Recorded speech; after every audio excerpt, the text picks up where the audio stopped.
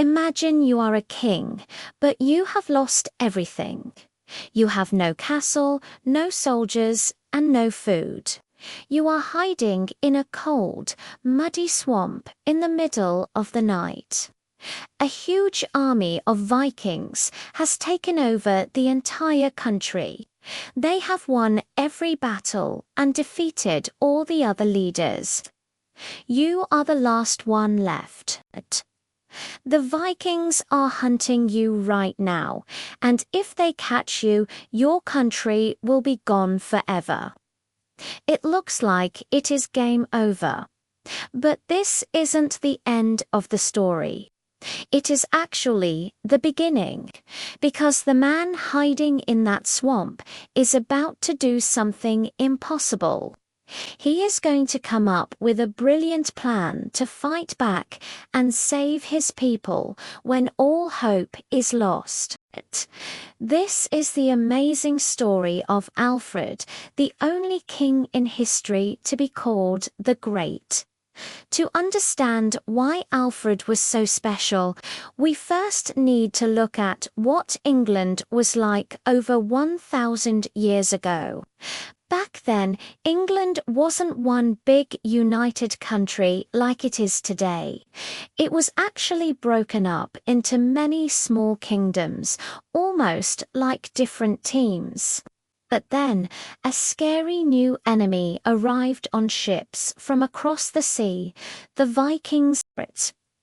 These Vikings were tough warriors who didn't just want to steal treasure. They wanted to take over the land for themselves. One by one, the English kingdoms fell apart until there was only one left standing, a place called Wessex. The unlikely leader of this last kingdom was Alfred. He wasn't your typical action hero. He was the youngest brother in his family. He was often sick. And honestly, he liked reading books much more than fighting battles. Nobody ever expected him to be the king, let alone a hero who would save everyone. But when trouble arrived, Alfred stepped up. In this video, we are going to look at the two amazing chapters of his life. First, how he became a master warrior to stop the Vikings, and second, how he became a great teacher to help his people learn it. So, how did a book-loving king fight back against the toughest warriors in the world? It started with a disaster. During Christmas, when everyone was relaxing, the Vikings launched a surprise attack. Alfred barely escaped with his life and had to hide in the marshes of Athelney. This was his lowest moment. There is a famous legend that while he was hiding in a peasant woman's house, he was so worried about the war that he let her cakes burn in the oven. She scolded him, having no idea he was the king. It shows just how distracted and hopeless he felt. But Alfred didn't give up. From his hiding spot, he sent out secret messages to his people. He told them to meet him at a specific stone called Egbert's Stone. Amazingly, thousands of men showed up ready to fight for him. They marched to a place called Edington to face the Viking army. Alfred used a smart tactic called the shield wall. Imagine all the soldiers standing shoulder to shoulder, locking their wooden shields together to create a solid wall that no Viking axe could break through. It worked. Alfred won the battle and forced the Viking leader Guthrum to surrender and even promise to be peaceful. But Alfred was smart. He knew winning one battle wasn't enough. The Vikings would always come back. So he started a huge building project. He built a ring of fortresses called Burhs all around his kingdom. He designed it so that no village was more than 20 miles away from a safe fort. If the Vikings attacked, people could run to the fort for protection. He also built fast ships to stop the Vikings at sea. He turned his kingdom into a fortress that was almost impossible to conquer. Winning wars is important, but Alfred knew that strong walls and sharp swords weren't enough to save a country. He realized that the Vikings had destroyed something else very important: knowledge. During all the fighting, many libraries and schools which were in churches back then had been burned down. People had forgotten how to read. Even the priests couldn't understand the old books because they were written in Latin, a very difficult language.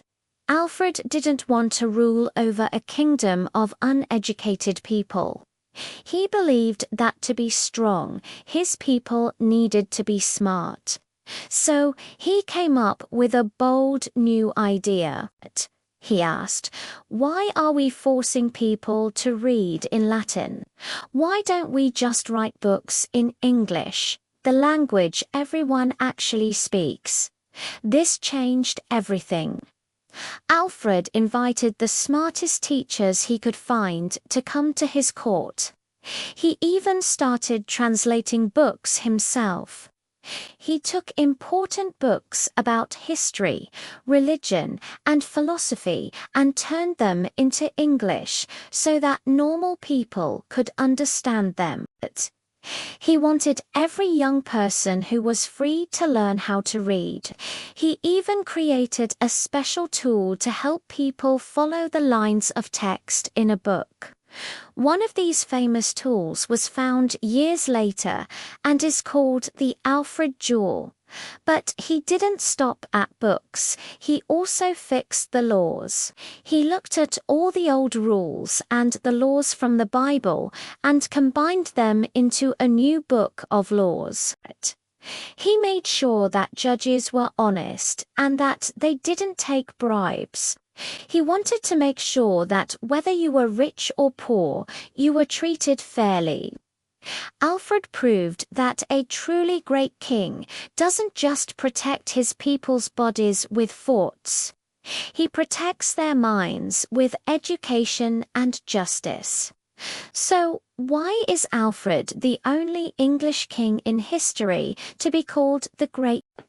It wasn't just because he won a war.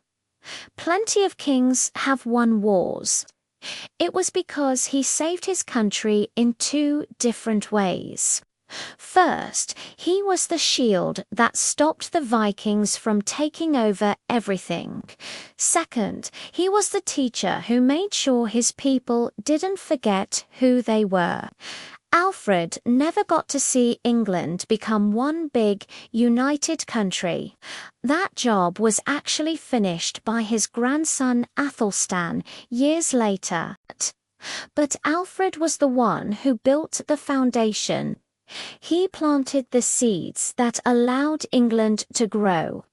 Today, there is a famous statue of him in the city of Winchester. He is standing tall, holding a sword in one hand to protect his people, but holding it with the handle facing out, showing he wanted peace and justice more than war. He took a broken, frightened kingdom hiding in a swamp and turned it into a strong nation. And that is why, more than 1,000 years later, we still remember him as Alfred the Great. What do you think was Alfred's coolest achievement, fighting off the Vikings or teaching people to read? Let me know in the comments below, and don't forget to hit the like button and subscribe for more amazing stories from history.